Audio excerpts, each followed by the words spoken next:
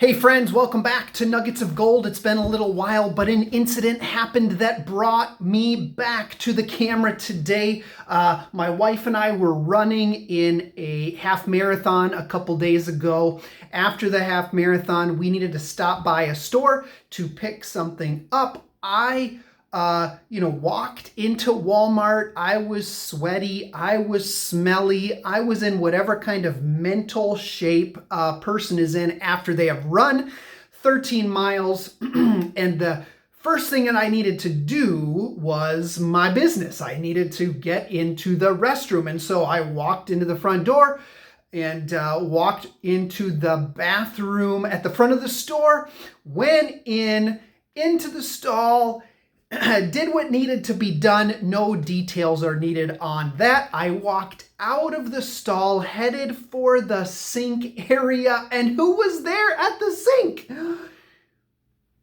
Grandma.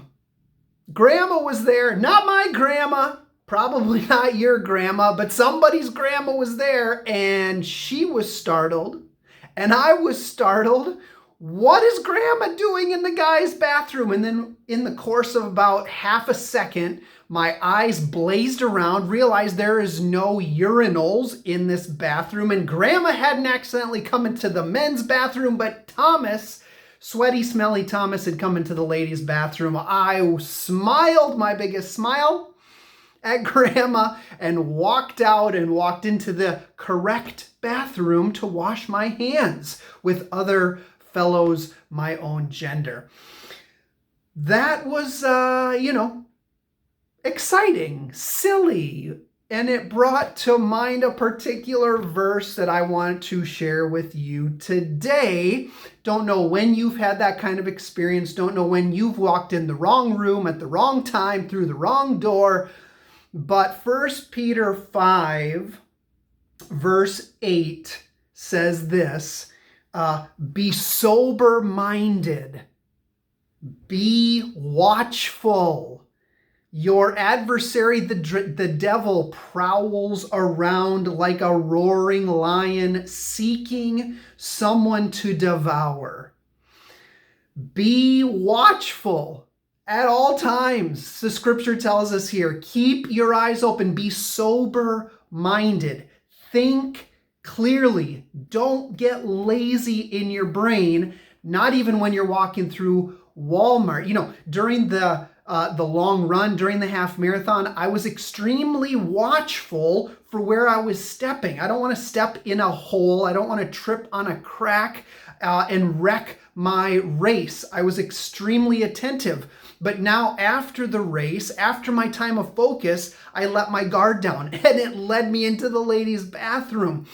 We need to be careful. Temptation can come at any time. Sometimes we're very diligent, right? Like when we go to church on Sunday morning, we might be extra careful to use our tongues or our anger the right way. But then when we go home or we're in other settings, we might not be so watchful and so careful and so sober-minded, thinking carefully about where we are and who we are. We want to be watchful, the verse says, because our enemy, we have a legit enemy. We have a living enemy of our souls, of our spiritual health. Your adversary, the devil, prowls around like a lion, seeking someone to devour. He wants to hurt you with temptation, and he's going to use times when your guard is down, the verse insinuates. He's going to use times when you are tired, like me at the end of the run. He's going to use times when you're not thinking that there's anything dangerous or that you're just doing what you've always done. I've walked into the Walmart restroom dozens of times. You go and you do things a certain way dozens of times. And are you thinking, is this the right thing to do? Is this a wise move to make? Be watchful. The next verse, 1 Peter 5:9, let's finish with this. It says, concerning the devil, who's the roaring lion, the prowling lion, it says this, resist him, firm in your faith. Resist him. We cannot lazily float through life. We have an enemy that's coming for our souls. So I encourage you to freshly examine. Are there lazy points in my thinking? Are there lazy points in my decision making? Where would Satan attack me? Where is he got his claws in me? Where I can identify my weak spots or the spots where I'm giving in a temptation, these verses say, resist him firm in your faith. Don't resist him in your own strength. Resist him by clinging to Jesus.